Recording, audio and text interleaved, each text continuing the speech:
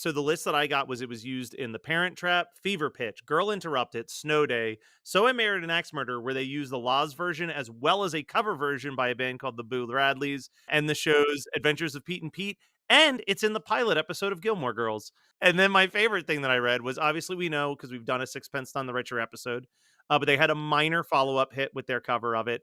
The Sixpence None the Richer song was used in commercials about birth control pills. There she goes again. There she goes again. There Having she goes sex. again. Having unprotected sex. Yeah. Being irresponsible.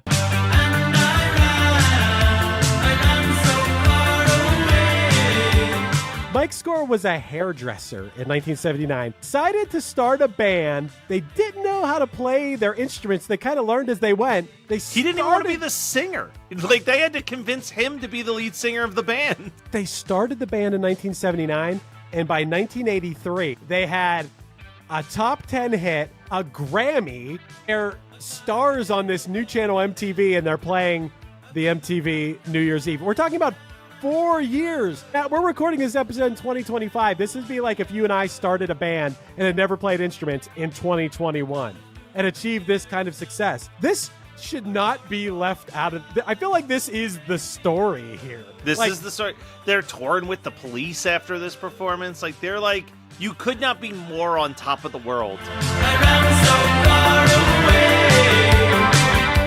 All I wrote was, write me a song about the Buggles. Are you guys ready for this? I'm ready. In 79, the Buggles had a vision of a world where machines made decisions. They said video killed the radio star, but little did we know AI would go far. Oh my God. Oh my God. Yeah. Okay. That's only the first verse. Chorus.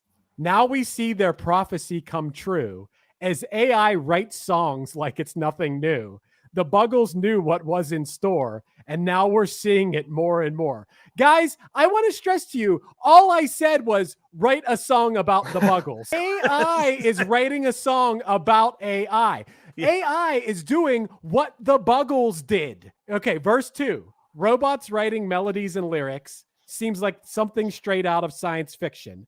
But with each passing day, it becomes real as machines create what we used to feel. Are you kidding me? ChatGPT, are you kidding me?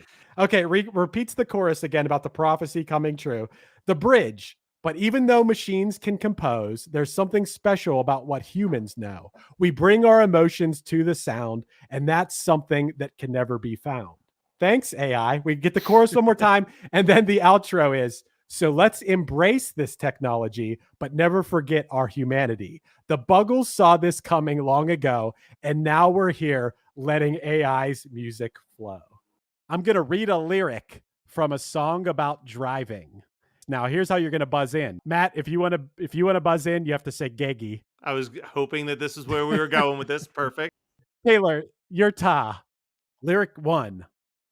From Mozambique to those Memphis nights, the Khyber Pass to Vancouver's lights. I know this lyric. I'm trying to take what you said and sing it to whatever melody it's actually sung to. I don't know it. I'm surprised. If you guys need a hint, this is a song we've done on One Hit Thunder. That doesn't help me. Geggy. All right, Geggy. It's Life is a Highway by Tom Cochrane. That's right. From Mozambique to those Memphis nights, Khyber Pass to Vancouver's lights. Knock me down, get up again. Me and my road, not lonely man. Yeah. Man, what a song. I've really turned around on that song since we recorded that episode. That song's great. One of the best pieces of music trivia I think I've ever pulled up in the history of researching for this podcast is the origins of the song Kiss the Rain. Yeah. In which apparently Desmond Child came up with the name of the song. Apparently the name Kiss the Rain came from Desmond Child mishearing the lyrics to Bush's Glycerine and thinking the song was called Kiss the Rain. Kiss the Rain. I try to do it often and I can't quite figure it out. Like, I mean, that's as closest to what it sounds like in my head, but I know the Bush song too well to try to alter it in my brain. Maybe Desmond Child saw that performance of Gavin Rosdale. I think it was at MTV Spring Break, maybe. It's such a good performance. And it's pouring down rain, and it's just him. Oh, no, that's Woodstock 99. Or no. You're right. That was MTV, because Woodstock 99 was dreaming that rain would come down upon them during that entire weekend. Put out a few of those fires. Yeah, no. That was I was thinking if there's a Spring Break one where it's during the day and they're like performing like outside of, the pool where they would do MTV's The Grind, like they've got like a little stage set up by that pool, and I remember them playing like Little Things and Everything's End. Man, Bush played a lot on MTV. Yeah, kind of surprising in my mind. I don't know. I never like lump Bush into that, but like they also had a lot of hits. And I was gonna say 16 Stone. It was like every track they put out was like a top 10 hit on the alternative radio, at least for a bit. Because this is a song that if you had asked me 3 days ago, hey, you know the words to play that funky music, right? Yeah. I'd be like, absolutely. Then I sat down to write out the lyrics to this song, and I realized that I know maybe the first 2 lines of this song, nothing else except for pre-chorus and chorus. Like the verses should not even exist in this song. Yeah. But they actually tell a story. They like legitimately tell a story, which caught me off guard. He said that they recorded the song and everyone kind of knew this was a hit. But he played it for people, even including his parents, and his dad and other people told him, like, look, you got to take out the white boy thing. You can't put that in there. You got to take that out. And Rob was like, no, we can't. That's like the main part of the song. And he's right. Like, well, let me ask you this. Have you guys seen the band? Like, I'm pretty sure one of my favorite album covers ever is the one where it looks like they literally surprised all 5 of them and took a picture. And like they're all wearing like headphones, and it's very clear they were in the studio about to finish the album. They're like, oh shit, we forgot the artwork. And they just like, they just took they like went down the line, but just like said the people's names, like, turn around, take a picture. It's very 70s white people. This song, eventually they got nominated for 2 Grammys. So Rob Parisi brought his mom and dad to the Grammys, and he said his dad looked at him and said, man, I'm glad you didn't take white boy out of the song. He's like, yeah, I know, right?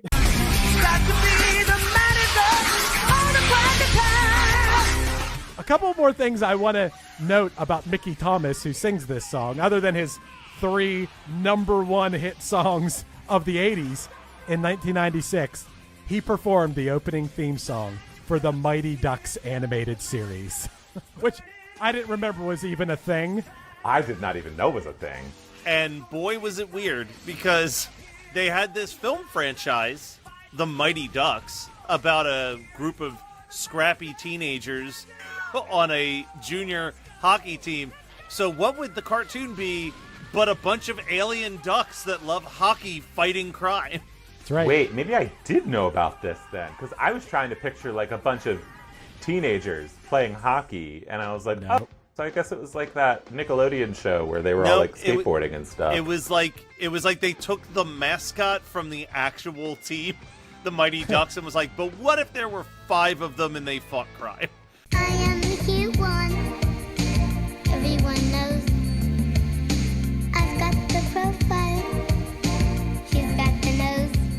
I'm the cute one. It's obvious. There's no comparing the 2 of us. I'm not to blame. The facts are plain. I've got the looks. I've got the brains, and I'm the cute one. She's just my sister, but I'm the cute one. Okay, this is what you're referring to, Mark. Well, everyone knows I've got the profile. She's got the nose. She's the older. I'm the younger. So after all, is it any wonder that I'm the cute one and she's just my sister? So yeah, they did diss the nose. There's a nose diss. Of like an 8-year-old or whatever. Wow. Yeah. I mean, it seems like it's supposed to be the Olsen twins version of anything you can do, I can do better, but it is way more damaging to their psyche than that is. I got the looks, I got the brains, and I am the cute one. I always point out to my kids, because I have a daughter who just turned 15, and I always try to point out, because the radio station around here was giving away tickets to see Boys to Men a couple weeks ago. And she's like, who's that? I go, you do not understand.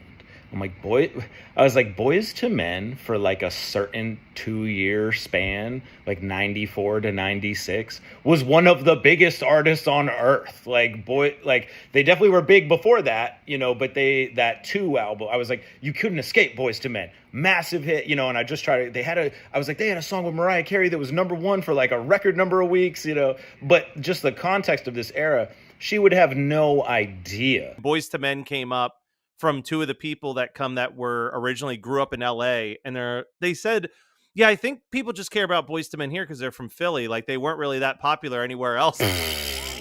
What? No. That's crazy to me. Boys to Men, I honestly suppose I thought you were going to say, I mean, I would think that even 15-year-olds would know all about Boys to Men. I guess to me, Boys to Men never went away. They're not. They're playing in Wells, Maine next week. Yeah. We had to put something on the TV, which is like regular cable or whatever, and got sucked into one of those infomercials. And it was hosted by these 2 guys. I'm like, who are these guys? And it said they were from the band Orleans. I'm like, who is Orleans? John has his hands in the air because he's excited about this.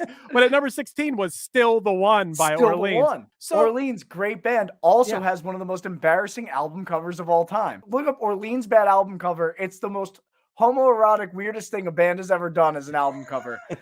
And one of the band members is 18 years old. When I typed in Orleans album cover, it autofilled gay as the next one. Oh, yeah. This one's amazing. I want to rip this cover off for the next Punchline album cover. It's so good. Like, you could just picture them sitting down. It's like, all right, guys, Orleans, it's our second studio album. How do we want people to really capture the essence? It's like, we all look pretty good with our shirts off. Yeah. that sounds like a really good move. It's memorable. Danny just turned 18, so we could totally be in it this time. Which one of these guys is 18? They all have full beards. I think one of them legitimately had just turned 18. Wow. When that came out. I think it has to be the one guy without a beard leaning his head on the shoulder of the bird. Yeah. It's like, it's bizarre. Pretty obvious one thrown out here first is going to be Green Day Dookie for $22. I'll go 30 on it right now. I'll go 40 on it right now. I'll go 42 on it right now. I'll go 45. I'll go 46. 50. 51. 55. Wow, birthday boy. Oh, out of nowhere. Just like the title track from the album, I do it all for the Dookie.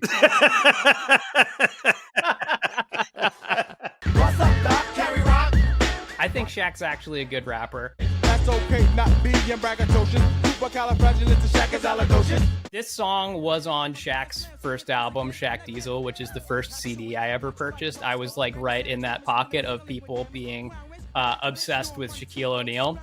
And it's not a bad album. Like, in hindsight, it's not a bad album. It's not great, but it's not bad. Seems like a bikini or panty line. Nuts you might bust, but you can't even come right. I can imagine both of you being Fushnikins fans. I don't think I heard a single song other than this one. So I didn't discover this song till high school. I had a friend who was a little bit older than me, and he had this was when you were burning CDs for cars, and he had made like an 80s and early 90s hip hop playlist, and this was on it. What's up, Doc? Carry Rock. What's up, Doc? Carry Rock. What's up, Doc? Carry Rock. What's up, Doc? I'll name a band. You tell me if they're a real band from Belgium or a band that I made up. Okay. Girls in Hawaii. Made up. Nope. That's a real band from Belgium. Mystified. I'm going to say real. Nope. I made that one up. You're over 2. Oscar and the Wolf. You made that up. Nope. That's a real one. Oh my God. You're 0 for 3. Puggy. You made that up. Nope. That's a real band. How are you this bad at this? Strawberry Hairpin. I'm going to say that's a real band. Nope. I made that one up. You're 0 for 5. Dude, I don't know if you could ever get one. Movable Blade. See, here's the thing that I'm trying to do. The game that I'm playing at this point is, do I think Chris would come up with this band name or not? I'm going to say that that's a real band name. No, it's fake. You're seriously 0 for 6. This is incredible. I thought you would accidentally get one eventually. How about the Black Box Revelation? I'm going to say it's a real band. You finally got one. 1 for 7. How about a couple more? Aborted. I'm going to say that's a real band name. Yeah, that's a real band. Okay. You're 2 for 8. Intergalactic Lovers. You made that up. Nope, that's a real band. Son of a bitch. 2 for 9. We're going to give you one more. Pelt Bumble. I'm going to say real band. Nope, that's a fake one I made up. Son of a bitch. 2 for 10. You're 20%. Today's game is this a real YouTube comment on the Christmas Shoes music video YouTube? Angel Halo emoji. This song is proof of Jesus' love. That something so beautiful could exist in this world is all the proof anyone should need. Cross emoji. Oh, that's real. No, I made that up. Okay. Why'd the boy have to be dirty? I actually think that's a real comment. No, I made that up. God damn it. I'm doing really poorly. I'm dehydrated because of the tears coming down my face. Oh, God. That is probably real, but I don't want it to be, so I'm going to say you wrote that. That's real.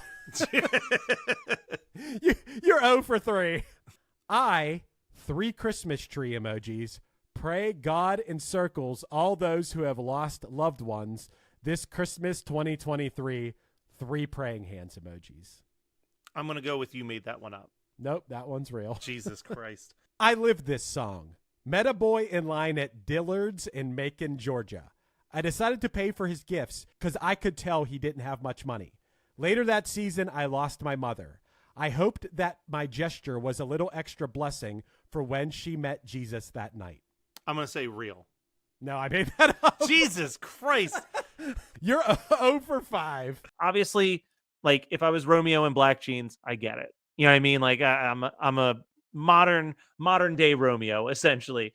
Mm-hmm. Heathcliff, it's no myth, is the line that I don't understand because I hear Heathcliff and I think of the cat opposite of Garfield. I knew you would think of the cat. I think Well, he's I would guess he's referring to, just as Kate Bush referred to Heathcliff in the song Wuthering Heights, I believe he's referring to the character in Wuthering Heights. Every time I'm like, why is he singing about Heathcliff? Heathcliff Sonja, terrorize the neighborhood. Do you Only remember the thing I remember Heathcliff about theme song? Heathcliff was that he would put a fish in his mouth and just pull out bone. Yes. Yeah, that's how I eat fish too. Heathcliff, na-na-na, terrorize the neighborhood. Could you imagine? You know that song? I remember the song vaguely. I to this day, listen, listeners, let me know if you're someone who preferred Heathcliff over Garfield. Explain yourself. Like, I want to know. Look, Heathcliff was like the punk rock Garfield. He like hung out. He like had friends that like hung out in a dump, and he like ate fish. And yeah, they were the gutter punks. They were the gutter punks to Garfield's new wave music. I mean, Heathcliff was just punk rock Garfield. The song is inspired by the sunrise on Blackford Hill in Edinburgh. And then in 2012, he later expressed that it was inspired by his wife, who had never seen a daybreak before. And that inspired the writing of the song. Wow. That's really nice. And then I read the lyrics. I'm like, yep, this is literally a song about watching the sunrise. Never been awake, never seen a daybreak, leaning on my pillow in the morning, lazy day in bed, music in my head, crazy music playing in the morning light. It's magic, you know. Wait a minute, back up. This woman was old enough to be married and had never seen the sun come up. That she does live in Scotland. You have to keep in mind. Okay. Like, okay. Everything Everywhere All at Once. Not only do I think it's the best movie of the year, it's in my top 20 movies ever, probably. And your song is a part of it. That is insane. How did that come about, and how exciting was that for you? First of all, it is one of, I don't know, I can't number them, but it's one of the coolest things I've ever have happen or been a part of. I mean, by far, you know, it's in the top handful of things. The shortest version I can give you, and I'll try, like literally almost 2 years ago, I was going to get gas. There's a point to this. I was at a particularly rough stretch of time. I don't remember why. I had teenagers at the time. They're still teenagers, but you know, so maybe that was it. But I was thinking to myself, man, the universe has got to even out here. Something good's got to happen. This has just been, you know, too stressful.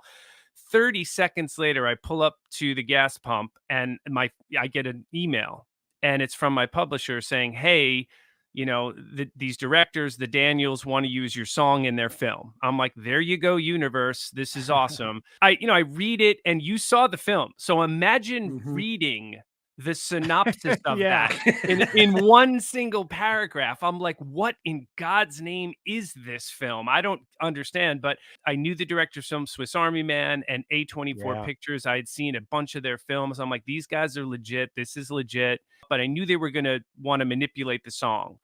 And at first it was just, hey, will I give them permission? And I basically, I would say twice a week would email my publisher like, hey, remind them I'm a film fan. I'd love to do this. I'd love to be involved. And eventually they asked me if I would rewrite Story of a Girl. They sent me a couple of scenes and they were like, we just want it literal to what's happening in the scene. So I wrote one for the Story of a Dom scene. Right. And then one for Story of a Chef. And then they also asked me for a Celine Dion 90s ballad version of the song. And my good friend Paul Umbach used to work over at Jive Records back in the 90s with Britney Spears and all that kind of stuff. So I'm like, Paul, you're the guy. You're going to help me do this. So we gave them 3 versions. They used them in the film. I got to Zoom call with the directors, and one of the Daniels explained to me how he used a couple lines from Story of a Girl as dialogue. So, I mean, for me, it's like, I couldn't even ever imagine those things all happening. And then, I saw it in a theater too. And it's just an amazing thrill of an experience. So I can't, it's kind of crazy, really. Where was London? Warren says this very famous quote when Dave asks him, in your position now, is there something that you feel like that I don't know or something? And there's this one tidbit of what he answers where he basically says, enjoy every sandwich. From your perspective now, do you know something about life and death that maybe I don't know now? Not unless I know how much you're supposed to enjoy every sandwich, Which is kind of a funny way to say, like, enjoy every moment of your life. And that goes on to be something that people took away from that episode. In fact, they did a tribute album a few years later to Warren Zevon that Adam Sandler does Werewolves of London on. The Wallflowers do Lawyers, Guns, and Money. Jill Sobule is on it. There's like a bunch of artists are on it, but it's called Enjoy Every Sandwich. Werewolves of London.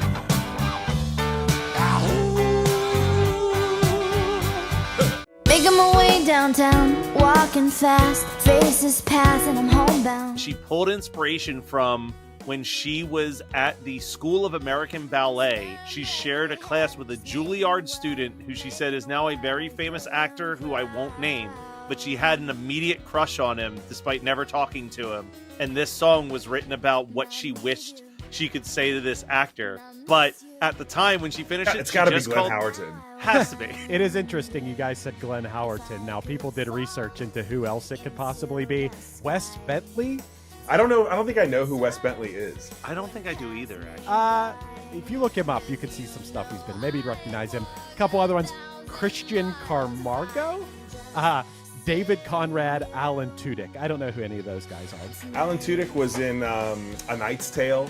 He's it's called a lance. Hello. It's that guy. It's called a lance. Hello. You definitely know Alan Tudyk.